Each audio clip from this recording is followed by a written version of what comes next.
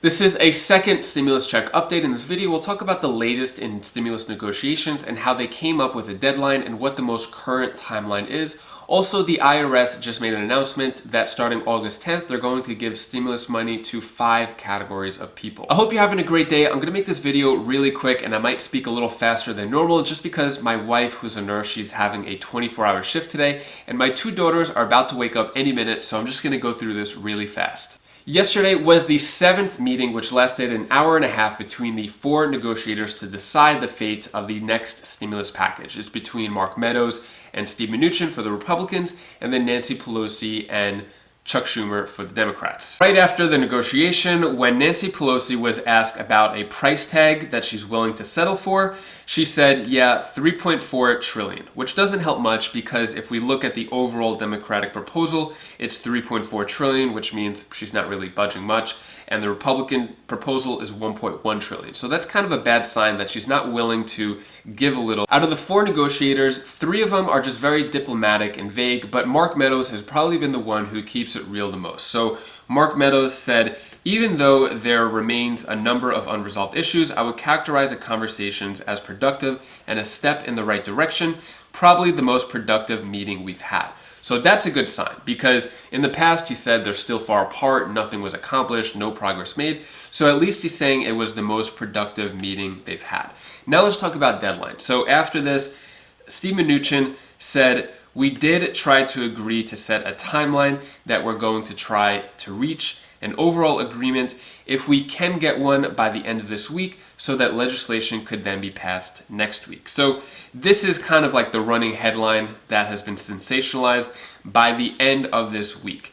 Honestly, how many times have these politicians overpromised and underdelivered? If you want to make someone happy, you underpromise and overdeliver. A lot of these politicians are doing the complete opposite. So by the end of this week, if we knew more details, like if they completely decided on the unemployment assistance number or other numbers, or actually gave the actual progress they've made, then I might feel optimistic about a deal coming at the end of the week. But I'm going to be honest with you, I don't believe it. Kind of like what you say in the comments, you'll believe it when you see it, when the money is in your account.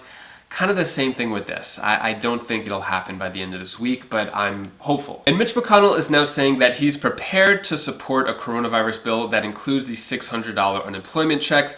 So it looks like he's warming up a little bit. More specifically, what he said is if you're looking for a total consensus among Republican senators, you're not going to find it, so we do have divisions about what to do. So even though whatever Mitch McConnell agrees on with the stimulus package or other Republicans, he said the other day that there are around 15 to 20 Republican senators who will completely disagree with the next stimulus package and not vote for it. So even if there's a deal today between the Republicans and Democrats and it's signed in the House, then it comes to the Senate to vote, there are still many Republicans who disagree with it and could block the whole bill. Another reason why they're saying they want this deal to pass by the end of the week, August 7th, is 2 reasons. So first is the Senate is supposed to go on vacation from August 7th to September 7th. That's an entire month.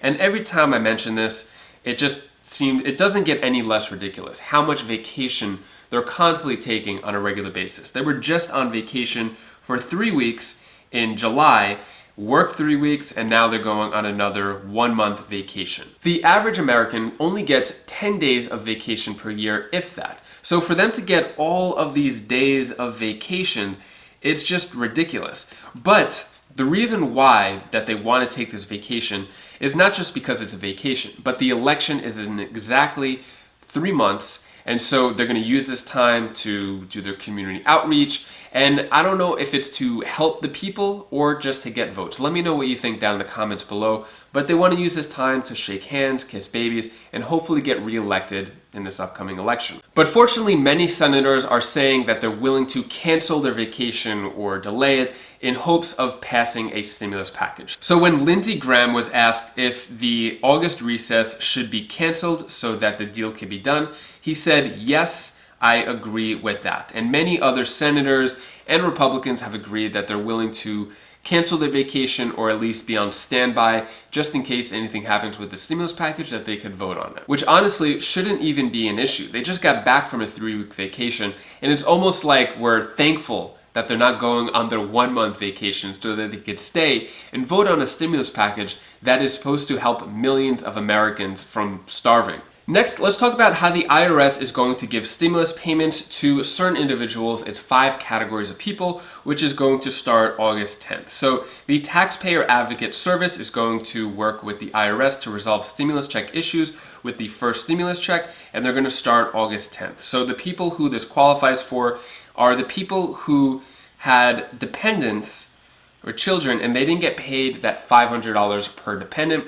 So hopefully with this, they're going to correct it, and everyone who is deserving of getting their stimulus money, they're going to get the amount for the dependents. Many people did not receive that. It's also for eligible individuals who filed the 8379, also for people who filed their 2018 and 2019 tax returns, and there were some math errors, so they did not receive the full $1,200, or there was some discrepancy there. Also victims of identity theft who did not receive a stimulus check payment, and then people who did not receive a check when they filed a joint return with a deceased or incarcerated spouse.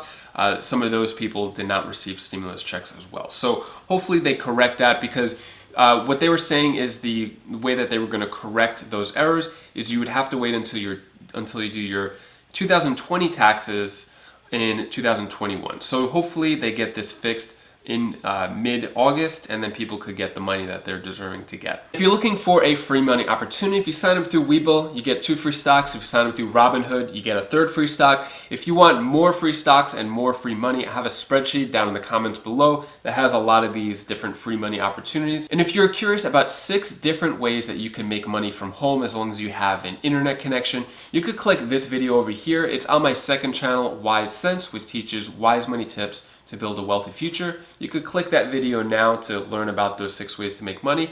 Or if you want second stimulus check updates, you could click this playlist over here, and I'll see you in the next video. Take care, be safe. Thank you for watching. My kids didn't wake up yet, so I'm gonna try to edit this. All right, take care.